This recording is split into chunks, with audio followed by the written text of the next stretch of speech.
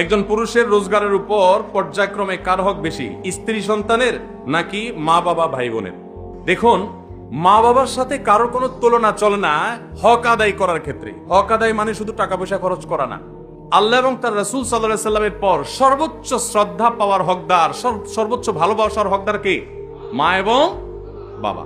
মা বাবার চাইতে বেশি ভালোবাসা পাওয়ার হকদার পৃথিবীতে আর কেউ, শ্রদ্ধার হকদার আর কেউ। কিন্তু অর্থ ব্যয় করার ব্যাপারটা একটু ভিন্ন। স্ত্রী যদি থাকে তাহলে প্রত্যেক স্বামীর উপরে কর্তব্য তার স্ত্রীর ভরণ পোষণের ব্যবস্থা করা।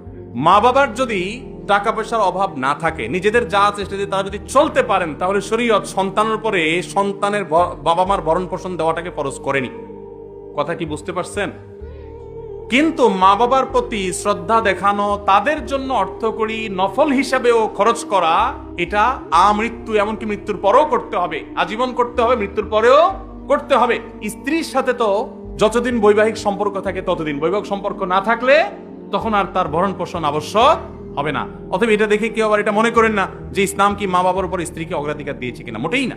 কিন্তু খরচের যদি ব্যাপার হয়, স্ত্রী অন্যের ঘর থেকে এসছে আপনার ঘরে, অতএব তার সম্পূর্ণ দায় দায়িত্ব আপনার, আপনি তার ভরণ পোষণের ব্যবস্থা করে দিবেন। মা বাবা তাদের জন্য খরচ করবেন, যদি তাদের টান থাকে, যা আছে তাদের না হয়, তখন আপনার উপরে কর্তব্য হবে তাদের জন্য খরচ করা। আপনি 10,000 টাকা ইনকাম করেছেন, মা বাবার কোনো ইনকাম সোর্স নাই, আপনি না দিলে তারা আর খেতে পাবে না, অন্য কোনো সন্তান নাই বা তারা দেয় না, তখন আপনি স্ত্রীর জন্য যদি 5,000 খরচ করেন, মা বাবার জন্য আপনাকে 5,000 খরচ করতে, 5,000ই খরচ করতে এমন কোনো কথা নেই, তাদের ভরণ পোষণের ব্যবস্থা করতে হবে।